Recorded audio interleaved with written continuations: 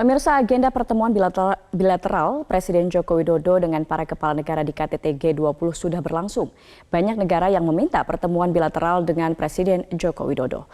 Berikut liputan Muhammad Reisa dan Levi Wardana dari Nusa Dua Bali. Beberapa jam jelang pelaksanaan puncak KTT G20 di Bali, Presiden Joko Widodo disibukkan dengan berbagai kegiatan. Salah satunya adalah pertemuan bilateral. Hari ini saja ketika tiba di Bali pada siang hari, Presiden Joko Widodo melakukan pertemuan bilateral bahkan secara maraton, bertemu dengan para kepala negara dan juga pimpinan dari organisasi atau lembaga internasional. Hari ini Presiden Joko Widodo melakukan 5 pertemuan bilateral. Yang pertama bersama dengan Presiden Amerika Serikat Joe Biden. Ini merupakan pertemuan bilateral pertama sekaligus juga pertemuan perdana antara Presiden Jokowi dengan Presiden Joe Biden. Yang kedua adalah bertemu dengan Perdana Menteri Jepang, Fumio Kishida.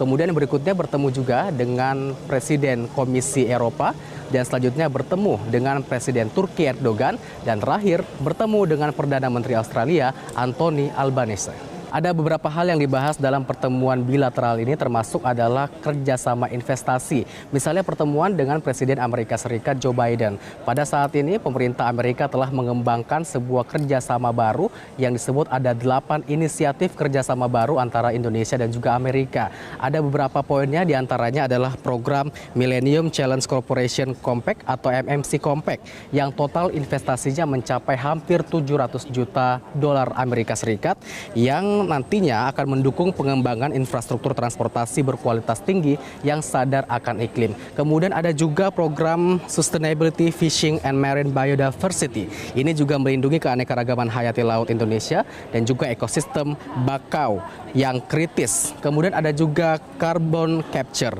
Ini total perjanjiannya senilai 2,5 miliar dolar Amerika Serikat yang nantinya akan mengembangkan carbon capture dan sequestration hub di Indonesia. Dan masih banyak lagi kemudian kerjasama investasi yang dilakukan antara pemerintah Indonesia dan juga pemerintah Amerika Serikat. Sementara itu ada juga beberapa pembahasan terkait dengan hal-hal yang menyangkut keadaan kondisi dalam negeri negara tersebut. Misalnya Presiden Joko Widodo juga mengatakan atau turut berduka terkait dengan kejadian yang terjadi di Istanbul kepada Presiden Turki Erdogan. Dan juga ada Perdana Menteri Jepang Fumio yang menyampaikan bahwa pertemuannya dengan Presiden Joko Widodo ini menandai hubungan 65 tahun hubungan diplomatik Indonesia-Jepang dan juga kalau kita ketahui bahwa Jepang nantinya akan menjadi keketuaan untuk presidensi G7 dan juga nantinya Indonesia akan menjadi keketuaan untuk ASEAN dan ini juga sekaligus menandai hubungan bilateral antara ASEAN dan juga Jepang.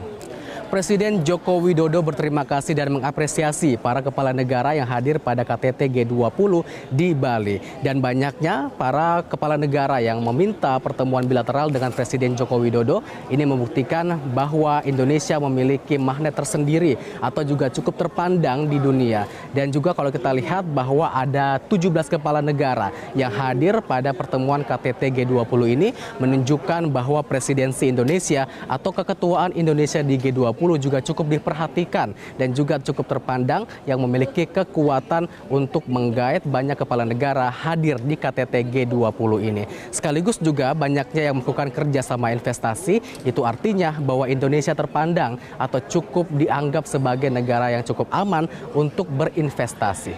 Dari Nusa Dua Bali, Muhammad Reisa, Levi Wardana, Metro TV.